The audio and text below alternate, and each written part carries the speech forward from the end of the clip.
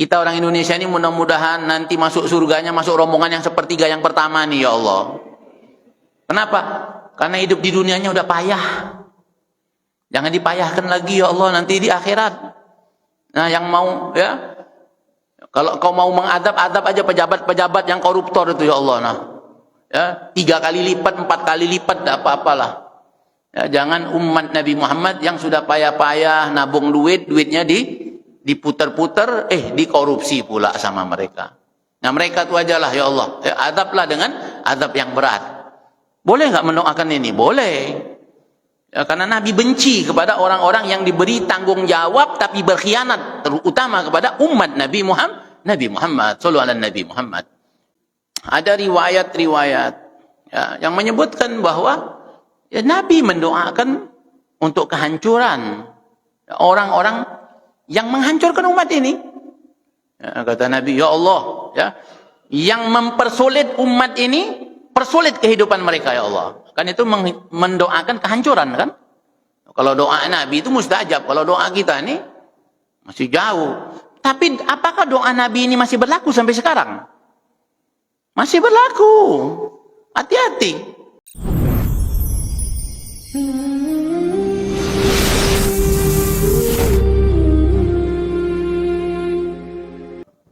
Alhamdulillah. Puja dan puji syukur kehadirat Allah Subhanahu wa taala yang terus memberikan kepada kita nikmat-nikmatnya, khususnya nikmat iman dan Islam serta taufik dari Allah Subhanahu wa taala sehingga kita dapat hadir di masjid. Alhamdulillah ini di dalam niat kita untuk kita melaksanakan ketaatan kita, ibadah kita kepada Allah Subhanahu wa taala, niat i'tikaf dan juga niat untuk kita mempelajari syariat-syariat Allah Subhanahu wa taala. Salawat dan salam kepada Nabi Muhammad sallallahu alaihi wasallam beserta keluarga dan sahabat-sahabatnya. Alhamdulillah kita sudah berada di tahun yang baru, tahun 1447 Hijriah.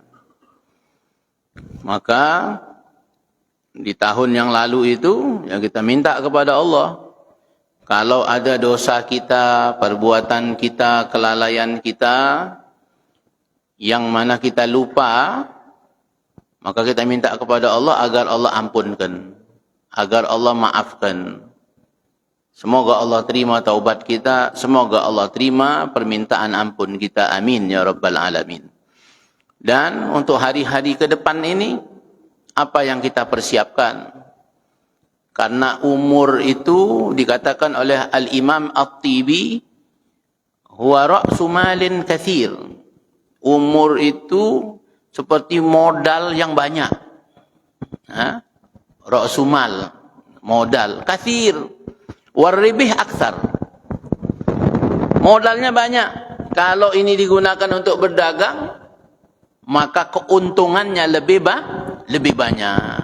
Apa keuntungan yang kita dapatkan kalau kita memperdagangkan waktu kita kepada Allah Subhanahu wa taala? Maka ganjaran yang terbesar adalah surganya Allah Subhanahu wa taala. Dan surga itu enggak murah. Surga itu mahal. Surga itu enggak gratis. Ya, enggak ada yang gratis. Mesti kita beli. Dengan apa? Ya, dengan ibadah pengabdian kita kepada Allah. Padahal pengabdian kita itu juga sudah diganti oleh Allah. Jangan dikira kalau kita ngabdi kepada Allah, ibadah kepada Allah, taat kepada Allah, lantas kita merasa, wah sudah cukuplah ya Allah, itu memang untuk engkau semua. Enggak, ternyata enggak cukup. Ternyata kita masuk surga itu bukan karena amal kita, bukan karena ibadah kita, tapi karena rahmatnya Allah. Sebab apa? Sebab ibadah yang kita lakukan di dunia ini, ya kita bisa sholat, kita bisa zikir, itu sudah diganjar oleh Allah. Apa ganjarannya? Diberikan Allah ketenangan, diberikan Allah kenikmatan di dalam ibadah itu. Jadi nikmat-nikmat itu semua ditambah-tambahkan oleh Allah. Dan nanti ya, di yaumil qiyamah, di akhirat nanti diberikan nikmat yang paling besar, paling banyak. Ya. Bahkan dikatakan ya, diriwayatkan di dalam Sahihul Bukhari, ada orang, ya, seorang daripada umat, ya, kalangan terdahulu dari Bani Israel, dia beribadah di satu pulau, sholat, puasa, ya, bahkan Allah, ya, untuk orang ini di tempat yang terpencil itu di pulau itu Allah tumbuhkan pokok buah delima, dan Allah keluarkan mata air supaya dia bisa minum dari situ, sehingga dia kerjanya ibadah saja. Selama berapa? 500 tahun dia ibadah kepada Allah. Itu Nabi ceritakan itu. Kata Nabi SAW, orang ini ketika di hari kiamat dia menghadap kepada Allah. Lantas Allah berkata kepada malaikat, masukkan hambaku ini ke dalam surga dengan rahmatku.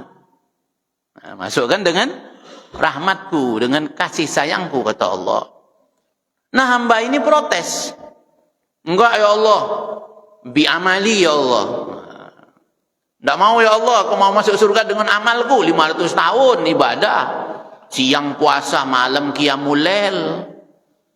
Dia bilang mau masuk surga dengan amalku. Nah, kira-kira kita ada enggak yang umurnya 500 tahun ibadah terus gitu, ada enggak? Nah, kita nih banyak lalainya, ya, maka sadarnya kita akan kekurangan diri kita tuh bagus sekali. Maka majelis-majelis yang seperti ini ya penting. Untuk apa? Untuk meningkatkan kesadaran yang ada di dalam diri kita, bahwa ibadah yang kita lakukan ini tidak ada apa-apanya. Ya. Kita ini baru taklif, umur taklif itu umur 15 tahun, ya, diwajibkan untuk ibadah. Coba 15 tahun, kalau umur kita ini 60 tahun, berarti cuma 45 tahun masa taklifnya kita tuh. 45 tahun itu tidurnya kita 8 jam sehari. Berarti sepertiganya 15 tahun tuh untuk tidur. Ya kan? 8 jamnya untuk kerja. Berarti 15 tahunnya lagi untuk kerja. Berarti sisa 15 tahun lagi. Nah, yang 15 tahun ini itulah untuk kita ibadah. Itu pun ditambah dengan hal-hal yang ya macam-macam, ya, banyak hal yang tidak bermanfaat yang kita lakukan. Ditambah lagi di situ banyak perbuatan yang kita lupa memasang niat di situ. Contoh misalnya olahraga, ya, olahraga 1 jam 2 jam olahraga jogging. Niatnya apa? Niatnya apa? Mau olahraga itu apa niatnya? Jangan sampai sia-sia kita. Ya, udah jogging, ya. Tapi niatnya apa? Niatnya biar seksi. Nah, misalnya. Ya kan? Niatnya biar tambah imut misalnya. Ya, imut itulah dapatnya. Nanti dikerubung semut itu. Ya. Tapi kalau tadi niatnya untuk menjaga kesehatan, supaya bisa ibadah kepada Allah. Ya Allah, kalau sehat kan bisa ibadah, kan begitu.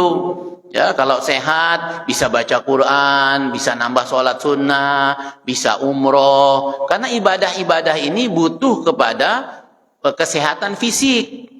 Maka olahraga yang kita lakukan dengan niat tadi untuk menjaga kesehatan, untuk mensyukuri nikmat Allah, menjaga nikmat Allah. Jangan disia-siakan. Ya, tubuh kita ini, kesehatan yang Allah berikan pada kita ini kan nikmat Allah, betul tak? Nikmat dari Allah. Kalau sakit nikmat enggak? Ada enggak yang merasa sakit itu nikmat? Di sini ada. Di sini enggak ada, tapi ada yang merasakan sakit itu ternyata sakit itu juga nikmat dari Allah ternyata. Tapi tentu mungkin bukan kelasnya kita untuk merasakan sakit itu nikmat Allah, beda kelas, ya. Beda kelasnya. Kalau kita ini sehat tuh nikmat, ya. Padahal sakit tuh nikmat juga ternyata. Kenapa sakit itu nikmat? Karena di saat sakit kita ini kebanyakan ingat Allah. Ya, kalau lagi terasa sakit itu yang disebut apa? Ya Allah, sakit ya Allah. Hah? Allah juga yang disebut kan. Tapi justru kadang-kadang banyak yang ketika sehat lupa malah. Ya, ketika diberi nikmat sehat itu lupa, maka tadi sakit itu kadang-kadang nikmat buat kita. Ya. Ada seorang ulama ya, itu dikunjungin oleh kawannya juga ulama. Lagi sakit. Waktu sakit dia mengerang begini.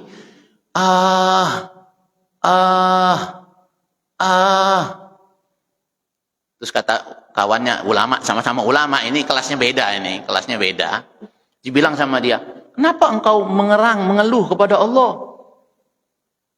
Kata dia bilang, tidak, aku tidak mengeluh, aku tidak mengerang.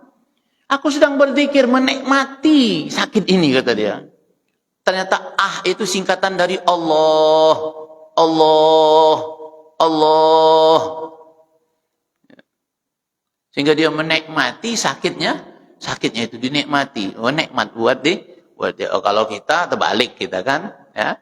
Maka tadi jangan sampai kita ya di tahun 1447 Hijriah ini masih melakukan hal-hal yang sia-sia. Karena kata Nabi sallallahu alaihi wasallam, min husnil islamil mar'i tarkuhu ma la ya'ni. Tanda bagusnya Islam seseorang itu adalah dia meninggalkan apa-apa yang tidak manfaat. Maka jangan lakukan lagi yang tidak manfaat. Nah, olahraga ini manfaat. Tapi kalau tidak dipasang niat, maka sia-sia, ya, tidak mendapat pahala. Nah, maka mudah-mudahan ya di tahun ini kita berusaha ya untuk waktu-waktu kita itu mendatangkan pahala, mendatangkan ganjaran dari Allah Subhanahu wa taala. Amin ya rabbal alamin. Dan ya di bulan ini, bulan Muharram ini bulan mulia. Ya, bulan mulia. Maka muliakan bulan ini dengan apa? Dengan jangan kita itu mendolimi diri kita. Makna mendolimi itu apa? Yakni melakukan perbuatan yang Allah tidak ridho. Melakukan perbuatan dosa. Melakukan perbuatan dosa, pelanggaran-pelanggaran di bulan-bulan haram, itu dosanya dilipat gandakan oleh Allah. Allah di dalam Al-Quran, dalam surah At-Taubah, ya, itu mengingatkan kepada kita. Dan ini menjadi pelajaran buat kita. Ternyata bulan itu jumlahnya 12, ya. Jumlahnya 12 dan itu sudah ditetapkan Allah memang. Jadi bukan dibikin oleh si fulan, enggak. Allah sudah tetapkan jumlah bulan dalam satu tahun itu 12. Jadi dari Allah itu, ya.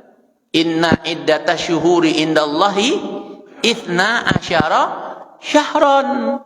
Sesungguhnya bulan-bulan itu pada sisi Allah berjumlah 12 bulan.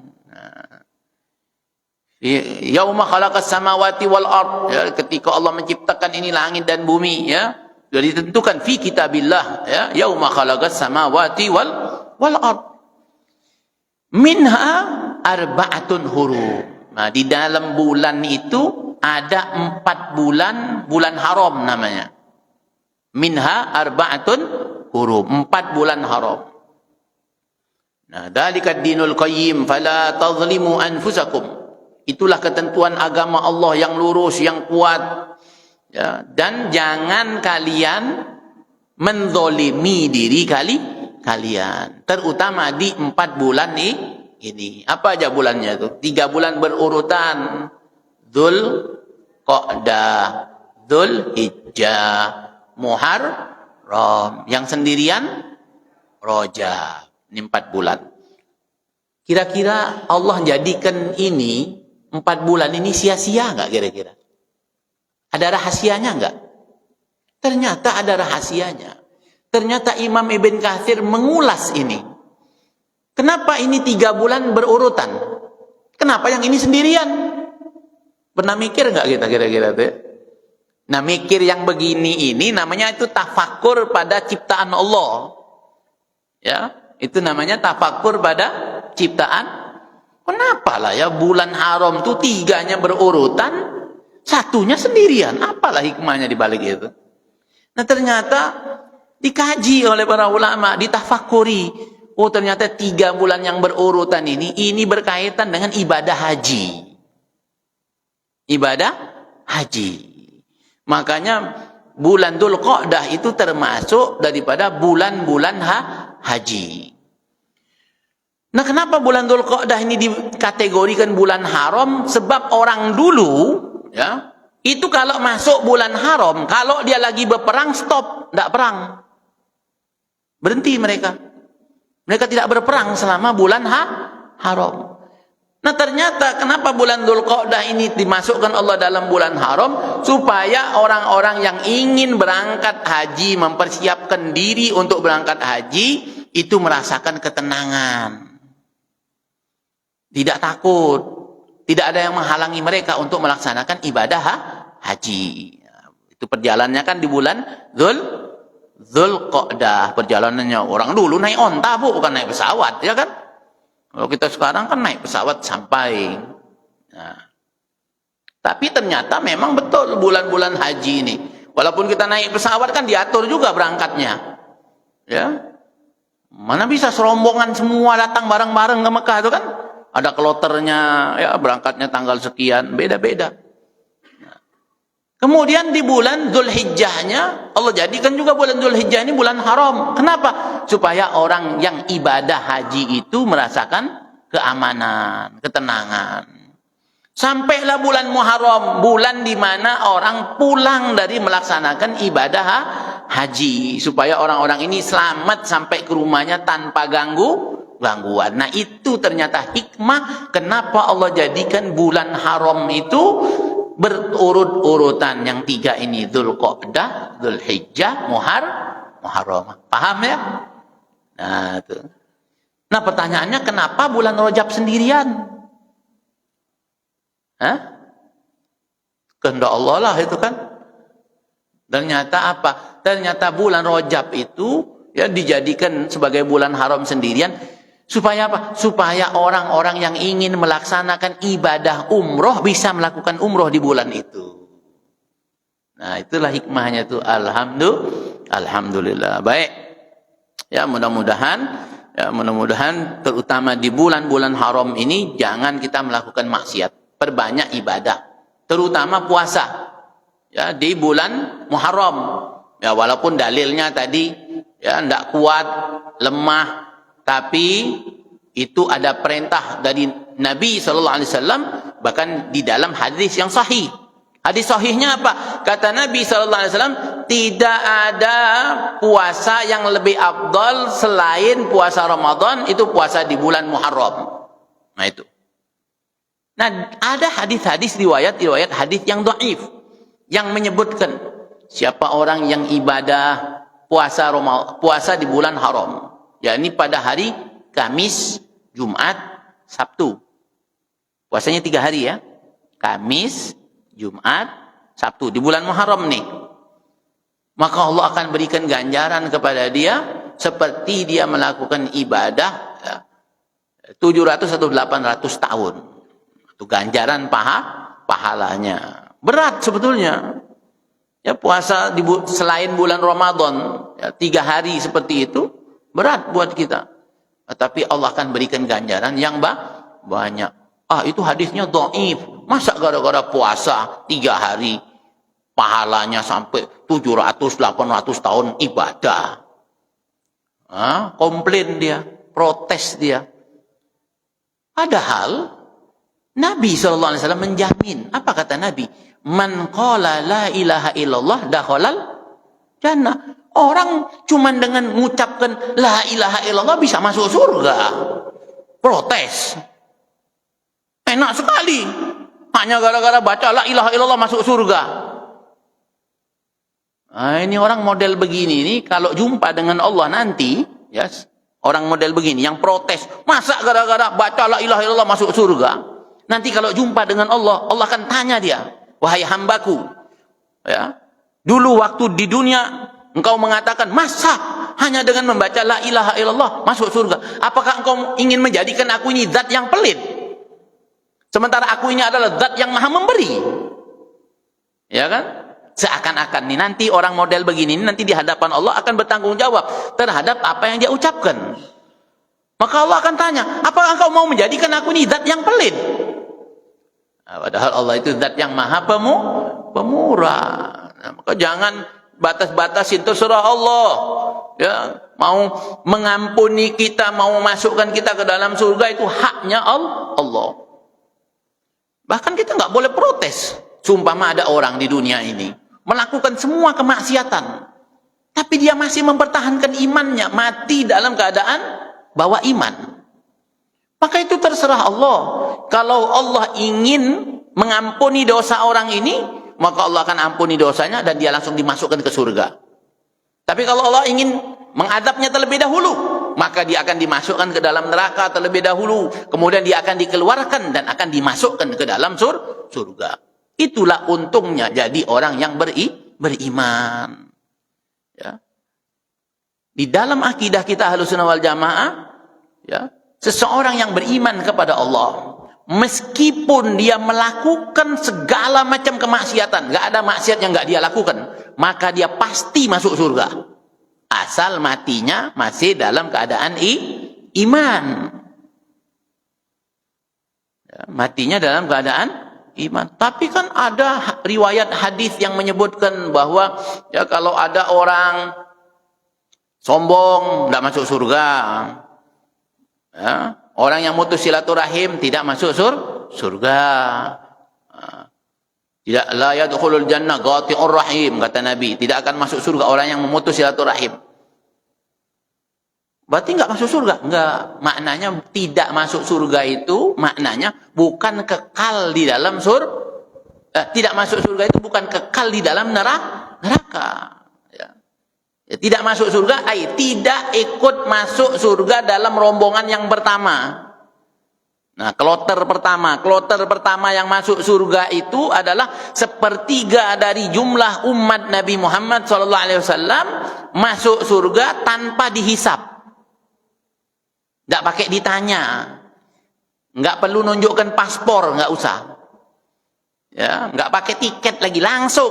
Wah, ini kelas VIP namanya. Kelas undangan, ya.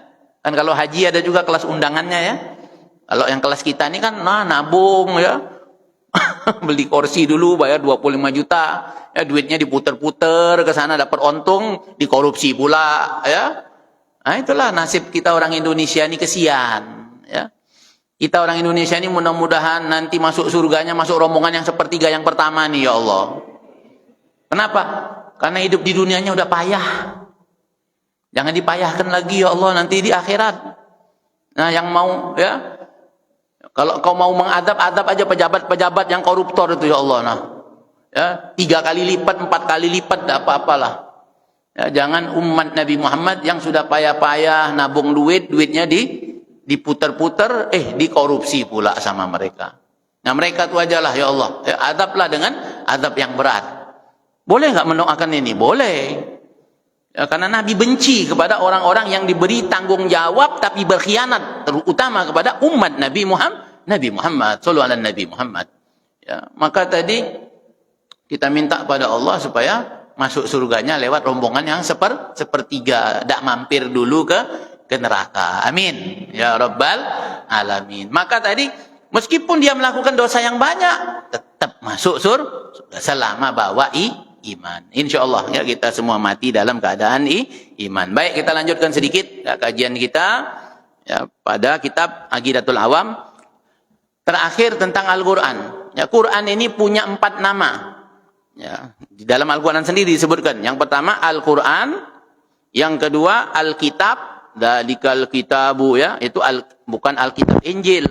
Itu sama orang-orang di luar Islam, orang Kristen dikurung, kasih kurung. Dzalikal kitabu la raiba fihi hudal lil muttaqin. Diambil dia, dibikinnya selebaran. Ketika menyebutkan dzalikal kitab dalam kurung Injil, kata dia. Ini penipuan. Nah, jangan tertipu. Jadi yang dimaksud dengan Alkitab itu adalah Al-Quran yang tidak ada keraguan di dalamnya. Kemudian disebut juga dengan Al-Furqan. Kemudian disebut juga dengan Az-Zikir. Nah, jadi nama Al-Quran itu ada 4. Yang pertama Al-Quran, yang kedua Alkitab, yang ketiga Al-Furqan, yang keempat Az-Zikir. Itu nama-nama Al-Quran. Kemudian jumlahnya ada 30 juz. Surahnya ada 114 surah. Ayatnya ada Itu menurut versi kita ya, 6.666 ayat. Tapi menurut versinya Ibnu Abbas itu 6.616. Nah, kenapa ada beda? Kira-kira kenapa lah ada beda? Nah, perbedaannya itu adalah apakah yang 6.000 bahwa perbedaannya itu adalah yang 6.666 yang kita pahami selama ini itu dimasukkan tiap-tiap surahnya itu dengan Bismillahirrahmanirrahim. Jadi menghitung Bismillahirrahmanirrahim itu sebagai bagian dari tiap-tiap surah. Nah, itu jadinya 6.666 itu. Ada juga yang berpendapat ya, kalau tidak sampai segitu mereka tidak menghitung pengulangan ayat yang ada di dalam Quran. Seperti di dalam surah Ar-Rahman itu kan diulang-ulang tuh, fabi ayyi ala'i rabbikuma tukadziban, fabi ayyi ala'i rabbikuma. Nah, itu tidak mereka hitung satu aja. Nah, maka nanti ada perbedaan pendapat dalam hal menghitung jumlah ayatnya itu. Jadi alasannya kenapa berbeda? Karena tadi ada yang memasukkan bismillah itu ya ke dalam ayat di setiap surah, ada yang tidak menghitung ayat-ayat yang berulang ya ke dalam hitungan tersebut, seperti fabi ayyi ala'i rabbikuma tukadziban, tidak dihitung sama mereka. Nah, itu. Jadi ada perbedaan, tidak apa-apa ya, tidak ada masalah. Kemudian berapa jumlah kalimatnya? Nah, itu ya. Kalimat itu misalnya fi ma ya, alkitab ya, hadhihi hadza, itu namanya kalimat. Kalimat di dalam bahasa Arab itu ada 3. Ada kalimat isim, fi'il, huruf. Jadi ada isim, fi'il, huruf. 3 kalimat dalam Quran tuh, enggak ada yang lain ya dalam bahasa Arab itu. Nah, maka ini dihitung berapa jumlahnya? Jumlahnya 77.934. Nah, 77.934. Adapun jumlah hurufnya, nah huruf beda lagi. Huruf itu alif lam mim itu satu kalimat. Alif lam mim satu kalimat. Tapi ada tiga huruf, alif sendiri, lam sendiri, mim sendiri. Nah, berapa jumlah huruf-huruf dalam Quran? Nah, jumlah huruf-huruf dalam Al-Quran ada 333.671. Kalau tak percaya hitung sendiri. Nah, itu ya. Ya. Kalau tak percaya hitung sendiri. Nah, nanti pulang hitung. Tak percaya aku hitungan itu ya. Hitunglah sendiri. Ya, baik. Ya, wa hadzal kitab aziz qad hafizahullah hatta wasala ilaina biduni tahrif. Al-Quran ini dijaga oleh Allah. Ya, dijaga oleh Allah sehingga tidak ada perubahan di dalamnya, tidak ada. Berbeda dengan kitab-kitab terdahulu, ya, Taurat, Injil, Zabur itu sudah dirubah-rubah. Ya, dan Allah sudah menerangkan itu di dalam Al-Quran bahwa kitab-kitab selain Quran itu sudah dirubah-rubah, kecuali Al-Quran. Inna nahnu nazzalna dzikra wa inna lahu lahafizun. Kami yang menurunkan adzikra tadi. Inna nahnu nazzalna dzikra, maka Al-Quran dengan nama adzikir. Kami yang menurunkan Al-Quran itu dan kami yang akan menjaganya. Maka tidak ada perubahan.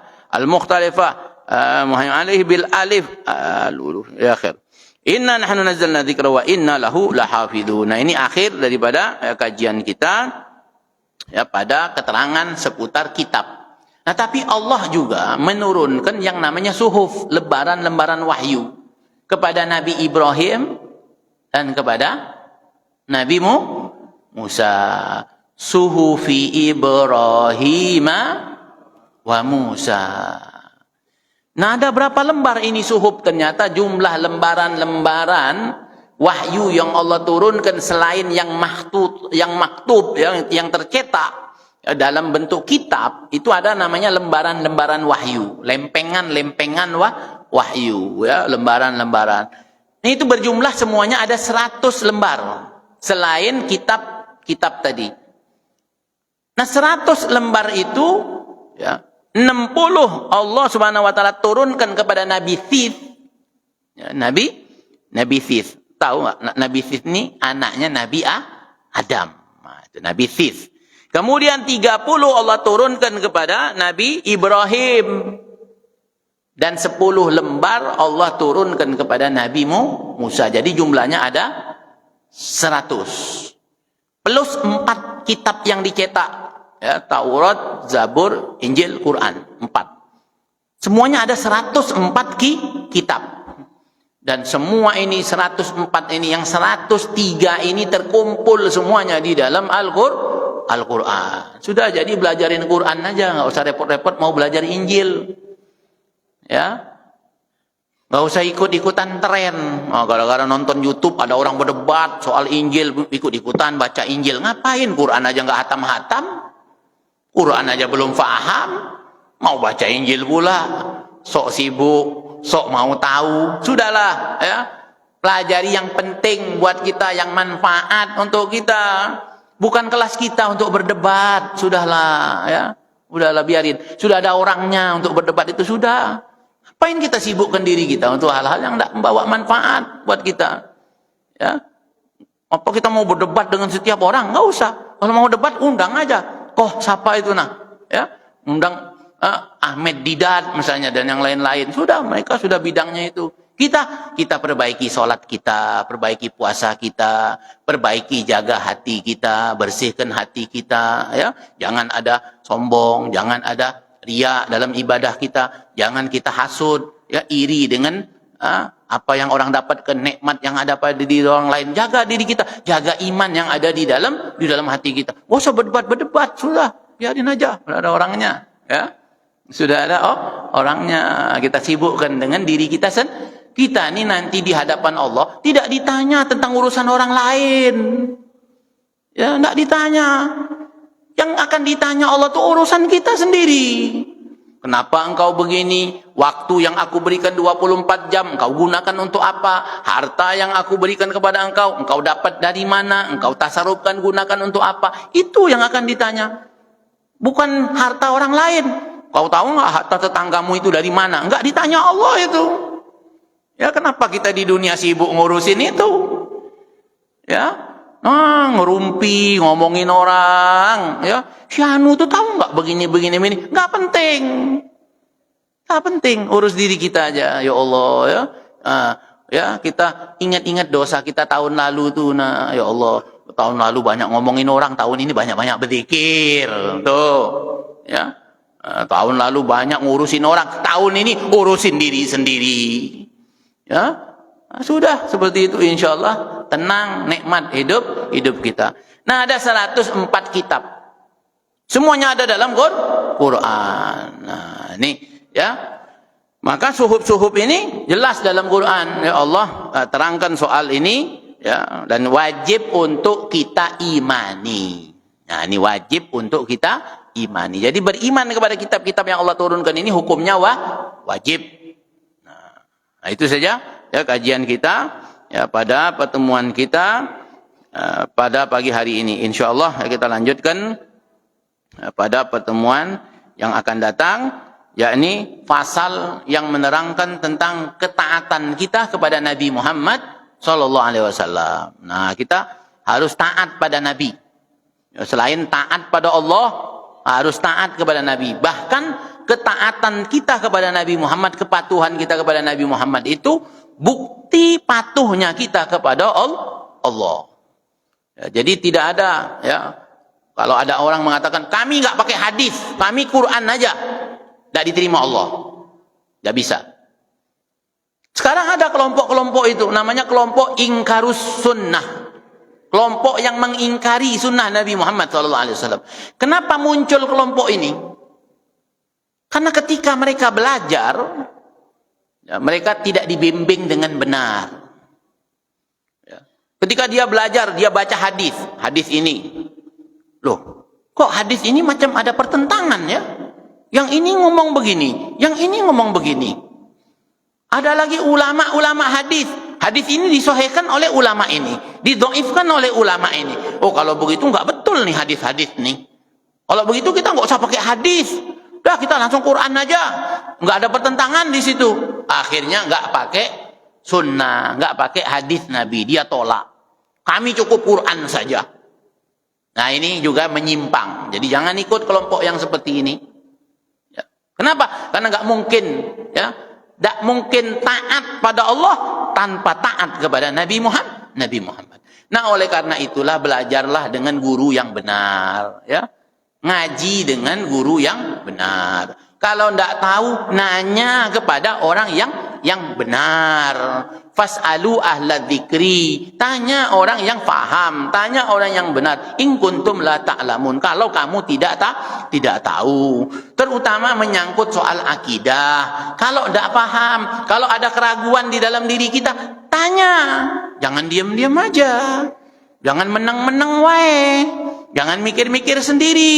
Jangan mereka-reka sendiri. Kayaknya begini. Menurut aku sih begini kayaknya. Tidak boleh. Tanya.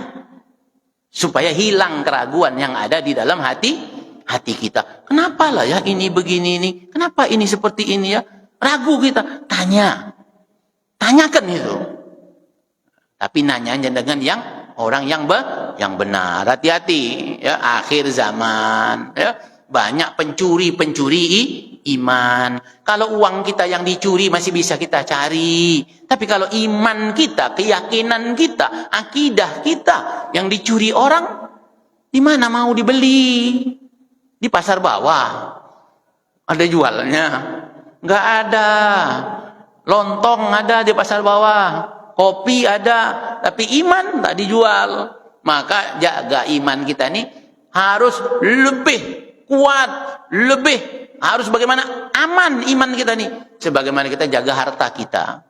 Motor udah dikunci, tambah rantai lagi, digembok lagi, pasang remote lagi. Motor kalau hilang masih bisa dibeli. Tapi kalau iman nih harusnya lebih lagi, ya, digembok, dipagar, dirantai. Jaga iman kita lebih hebat, lebih kuat dari kita menjaga harta kita. Mudah-mudahan Allah kuatkan iman kita semua. Amin ya rabbal alamin. Nah, ini saja. Ada yang mau ditanyakan? Silakan. Ya akhir. Ya akhir. Waalaikumsalam warahmatullahi wabarakatuh. Ya akhir, ya. Jadi ada riwayat-riwayat, ya, yang menyebutkan bahwa, ya, Nabi mendoakan untuk kehancuran orang-orang yang menghancurkan umat ini.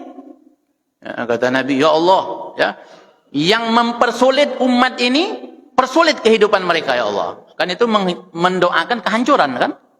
Kalau doa Nabi itu mustajab. Kalau doa kita ini masih jauh. Tapi apakah doa Nabi ini masih berlaku sampai sekarang? Masih berlaku. Hati-hati. Itu peringatan dari Nabi SAW. Kata Nabi, ya Allah, orang-orang yang diberikan amanah untuk mengurus umatku ini, kalau mereka mempermudah, maka permudah urusan mereka. Kalau mereka mempersulit, maka persulit urusan mereka. Ini doa Nabi. Nah, jadi memang, ya, kita boleh mendoakan kecelakaan, ya, bagi orang-orang yang dolim. Nah, Allah sendiri, ya, mendoakan kecelakaan. Nabi mendoakan kecelakaan kepada orang-orang yang mendolimi orang lain. Allah itu zat yang tidak pernah dolim kepada hamba-hambanya, maka Allah mengharamkan perbuatan dolim. Az-zulmu zulumatun. Dolim itu kegelapan, ya, bagi seseorang, maka Allah haramkan itu. Nah, kalau Allah mengharamkan itu terus kita melakukannya, maka kita dilaknat oleh Allah, dilaknat oleh Rasulullah. Nah, ini laknat ini adalah doa kehancuran bagi seseorang. Jadi boleh. Tapi boleh nggak kita doakan supaya dia dapat hidayah? Boleh. Doa itu boleh. Mau doa yang, ya, yang baik atau yang tidak baik, boleh. Ya. Kalau tadi orang ini betul-betul tampak keburukannya, kezolimannya, boleh. Tapi kalau ada orang baik, kita doakan celaka, nah itu tidak boleh. Ya, ada ustadz, dia nggak demen sama ustadz nih, dia doakan semoga ustadz tuh begini, tidak boleh. Udah jelas-jelas orang baik, ini ente doain celaka. Tapi kalau memang golongan orang-orang yang celaka memang, ya ente mau doain supaya dia dapat hidayah, boleh. Boleh. Atau ente mau doain biarlah dia ini mati dalam keadaan kecelakaan dia sekarang ini. Ya, matilah dia dalam keadaan perbuatan dolim dia ini. Boleh juga. Boleh. Mau doakan, ya Allah, berikanlah dia hidayah supaya dia taubat sebelum dia mati. Boleh. Atau, ya Allah, biarlah dia dalam keadaan itu sampai dia mati. Boleh juga. Boleh. Boleh. Doa boleh. Ya, berdoa apa saja, boh. Ud'uni astajib lakum. Mintalah aku akan kabulkan, kata Allah. Ad-du'a silahul mu'minin. Doa itu senjata bagi orang beriman. Kalau kita didolimi orang, bukankah Nabi menyatakan orang yang didolimi itu diantaranya adalah doa orang yang tidak ditolak oleh Allah, adalah doa orang yang terzolimi. Kira-kira kalau kita didolimi orang, kita doanya, ya Allah tambahkan lagi, begitu? Enggak kan, tentu. Ya Allah balaslah dia, kan begitu. Bahkan tadi wasayyi'atun wa jazaa'us sayyi'ati sayyi'atun mithluha. Ya, ganjaran bagi keburukan, ya, itu adalah keburukan yang setimpal. Kalau ada orang caci kita, maki kita, boleh nggak kita balas? Boleh, tapi yang setimpal, jangan berlebih-lebihan. Ya, dia maki kita 1 kalimat, kita maki dia 10. Nah, itu berlebih-lebihan namanya. Ya, jadi membalas keburukan dengan keburukan boleh, asal setimpal. Orang mukul kita pukul lagi. Setimpal. Jangan orang mukul kita habisin ini ya sampai 10 kali, enggak boleh, enggak setimpal. Nah, itu ya. Orang berbuat zalim dengan kita enggak punya kekuatan mau membalasnya. Doakan. Ya, doakan. Doa apa? Terserah, mau doanya dapat hidayah atau mau doanya dia diberikan Allah balasan di dunia ini dengan kecelakaan karena dia sudah keterlaluan di dalam kezalimannya, boleh. Boleh. Wallahu a'lam bissawab. Ya, ada lagi? Ya. Ya, akhir. Ya.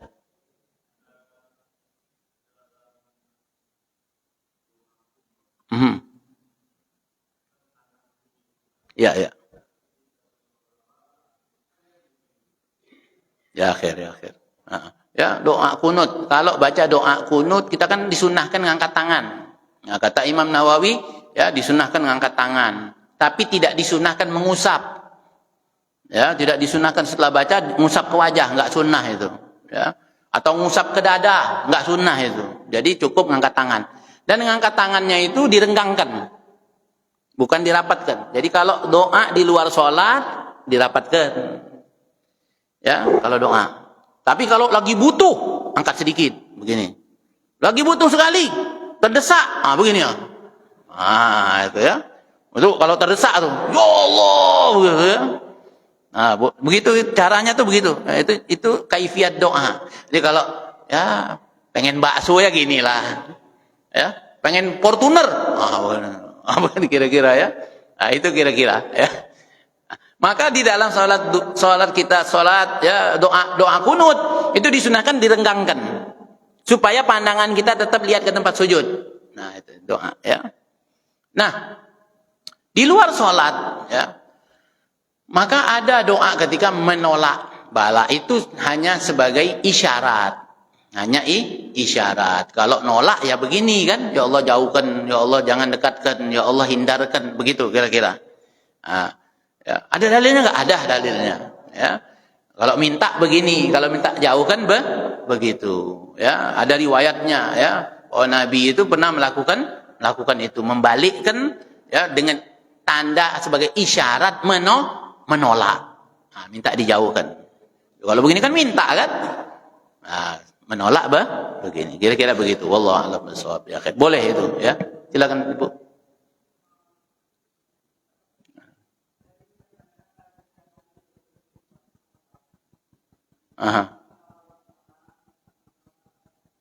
Ya. Niatnya. Ya kan. Ya. Ya, jadi puasa di bulan haram itu Selain tadi puasa-puasa yang biasa kita lakukan di luar bulan haram, seperti puasa Senin Kamis, puasa Ayyamul Bait, ya, itu, atau puasa Ayyamud Dzulum, puasa Ayyamud Dzulum, puasa bulan gelap, ada juga, ya, di akhir bulan. Nah, ada riwayat ya yang menyebutkan tentang puasa di hari Kamis, Jumat, Sabtu. Jadi 3 hari berturut-turut, ya, 3 hari dari hari Kamis, Jumat, Sabtu. Itu jadi 3 hari, ya. Nah, ini yang tadi ganjaran pahalanya, ya, seperti ibadah, ya, 800 atau 700 800 tahun begitu, ya. Nah, ini walaupun tadi hadisnya dhaif, ya, lagi-lagi ini hadisnya dhaif memang, ya. Jadi ulama mengkategorikan hadis ini dhaif, tapi boleh nggak diamalkan? Nah, itu, ya, kata Imam Nawawi ini muhaddits, ya. Kata Imam Nawawi memberikan satu kata kunci kepada kita, dan ini penting buat kita. Kata Imam Nawawi, kalau engkau mendengar satu riwayat hadis dari Nabi SAW, kau mendengar nih, maka amalkanlah hadis itu walaupun 1 kali seumur hidup kita, walaupun 1 kali, walaupun hadisnya dhaif, amalkan walaupun satu kali. Nah, ini kesempatan untuk kita, ya, di bulan Muharram ini, kita amalkan, ya, ini riwayat yang menyebutkan puasa di hari Kamis, Jumat, Sabtu, selain puasa-puasa sunnah yang lain yang biasa kita lakukan di luar bulan Muharram. Ya. Ada lagi? Ada? Ya, kita tutup dengan doa.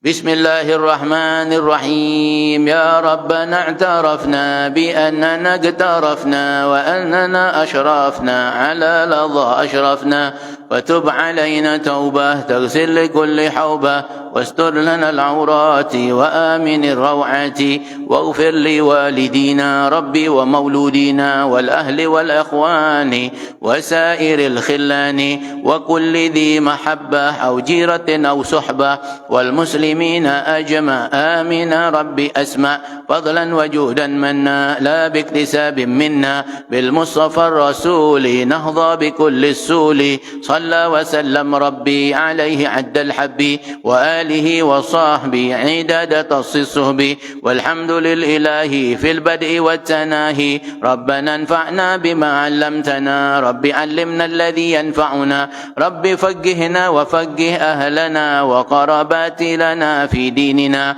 مع أهل القدر أنثى وذكر ربي وفقنا ووفقهم لما ترضي قولا وفعلا كرما وارزق كل حلالا دائما وأحل أتقياء علما نحظى بالخير ونكفى كل شر ربنا أصلح لنا كل شؤون وأقر بالرضا منك العيون واقض عنا ربنا كل الديون قبل أن تأتينا رسل المنون واغفر واستر أنت أكرم من ستر وصلاة الله تغشى المصطفى من إلى الحق دعانا والوفاء بكتاب فيه للناس شفاء وعلى الآل الكرام شرفا وعلى الصحب مصابه الغرر اللهم اهدنا بهداك واجعلنا ممن يسارع في رضاك ولا تولنا وليا سواك ولا تجعلنا ممن خلف أمرك وعصاك وحسبنا الله ونعم الوكيل ولا حول ولا قوة إلا بالله العلي العظيم